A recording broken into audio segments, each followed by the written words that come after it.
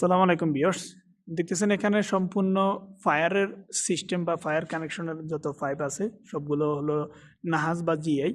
তো এগুলোকে প্রথমে প্রসেস করার জন্য লেথ মেশিনের সাহায্যে প্রথমে সিন্না বা প্যাচ বানানো হয়। প্যাচ বানানোর পরে এখন আপনারা দেখবেন যে এই ব্যান্ডগুলা বা ফাইবে কিভাবে আমরা তো থ্রেড টেপ করে থাকি, কিন্তু আমরা এই দেশে কিন্তু মাজুন লাগানো হয়, বিভিন্ন সিস্টেম করা হয়। তো স্টেপ বাই স্টেপ দেখেন মাজুন লাগাইতেছে আমাদের পাকিস্তানি ভাই। এটা এখন পরিপূর্ণভাবে একটা একদম সিন্নাতে সুন্দর মতোভাবে ফ্যান্সগুলোতে সুন্দর মতোভাবে আপনি মাজন করতে হবে। দেখতেছেন মাজনের কালারটা কিন্তু চকলেটি কালার। আর আমাদের দেশে এটা ফেস্ট হিসেবে ব্যবহৃত হয়, আপনি গারা ফেস্ট বললেই দিয়ে দিবে। আর সৌদি আরবে আপনার মাজুন বলতে হবে। আর এই জিনিসটা হলো ফাট, বা সৌদি আরবে বলা হয় বাল বা সাহার। আরবিতে সাহার বলা হয়, আর হিন্দিতে বাল বলা হয়। আর আমাদের দেশে হলো ফাটের রশি বা ফাটের আঁশ। দেখতেছেন মাজুনের উপরে কি সুন্দরভাবে ফজস করে দেওয়া হলো,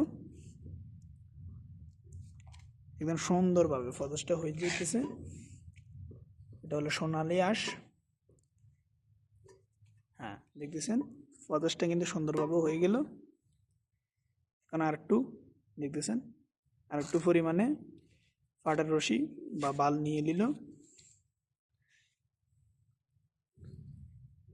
আবার ফেসানো হইতেছে।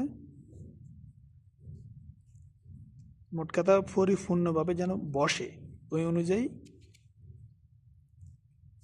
করতেছে। কিন্তু আমাদের দেশে বেশিরভাগই থ্রেড টেপ ব্যবহৃত হয়।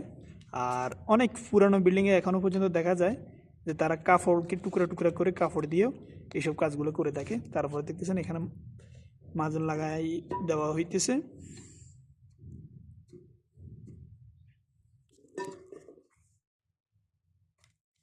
তো দেখতেছেন একজন মিস্ত্রি বা মোয়াল্লেমের সূক্ষ্ম হাতের কাজগুলো কিভাবে হয়ে থাকে সুন্দরভাবে।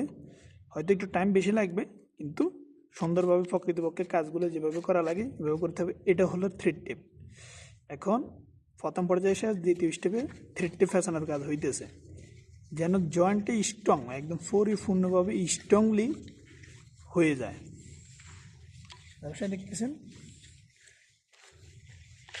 কতটুকু পুরো হইতেছে, এটা তাও দেখে নেন।